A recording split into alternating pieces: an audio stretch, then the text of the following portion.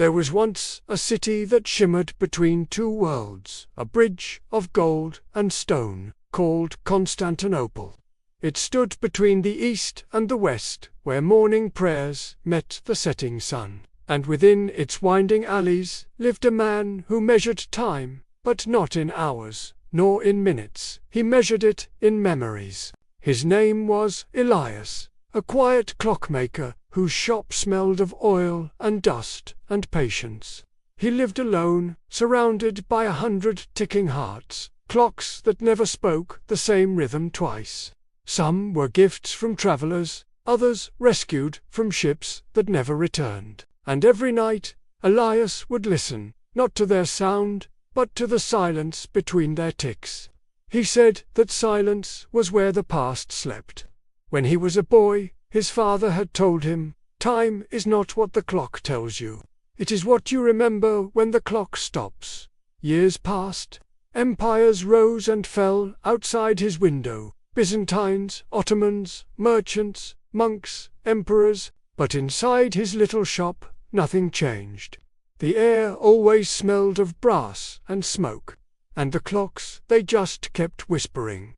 One day, a stranger came. A woman, dressed in blue, carrying a broken pocket watch. Her hands trembled when she placed it on his table. "This belonged to my grandfather," she said softly. "He was a sailor who disappeared during a storm. It stopped ticking the night he vanished. Can you fix it?" Elias turned the small watch in his palm. Its glass was cracked, its gears frozen with rust. But when he held it close to his ear, for just a moment, he thought he heard the faintest echo of the sea. He smiled gently. "Clocks are like people," he said. "They remember where they stopped." For days, Elias worked. He cleaned each gear with oil and patience. He replaced springs too fragile to move. And as he worked, he began to dream of waves, of storms, of a man standing on the edge of a ship, watching the sun vanish into a silver sea. The next morning, when he awoke, he found a small puddle of water beneath the table, as if the sea had left a footprint in his shop. He didn't tell anyone. He just smiled quietly and kept working. Finally, the watch began to tick again, softly, shyly, like a heartbeat returning from a long sleep. When the woman came back, she gasped, "It's alive again."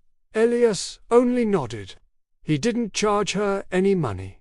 Instead, he said, "Take care of it. It carries a piece of your past." She left, and the shop returned to silence. That night, Elias sat by the window, watching the lights of the Bosphorus shimmer like liquid stars. He could feel the pulse of the city, its centuries, its wounds, its beauty. He wondered how many lives had passed through those streets, how many hearts had stopped and started again. Then, at midnight, something strange happened. All the clocks in the shop, every single one, stopped ticking. Silence fell like snow. And from that silence came a voice, soft, like a wave touching shore. "Elias, you have fixed the clocks of men. Now it is time to fix your own." He turned, startled, but no one was there. Only the faint scent of salt in the air. He looked at the old hourglass on his shelf, the one that had belonged to his father. Its sand had run out years ago. But now, before his eyes, one last grain of sand fell, and the clockmaker smiled. He understood. The next morning, the people of the city found his shop open, the tools neatly arranged, the clocks still and silent, as if they were holding their breath. Elias was gone. No one saw him again. But sometimes, when the sea fog rolled into the harbor, the fishermen swore they heard a faint ticking coming from the water, 1,000 tiny gears turning beneath the waves. And on very quiet nights, when the moon hung low over the Bosphorus, the city itself seemed to breathe in rhythm, tick-tock, tick-tock, as if Constantinople had found its heartbeat again. Epilogue. Years later, the woman returned, older now, slower.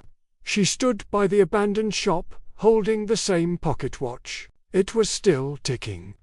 But now, when she opened it, a soft glow filled her hands, like moonlight trapped in glass. She smiled and whispered, "Time never dies. It just changes shape." Then she walked away, and the sound of her steps matched the rhythm of the sea.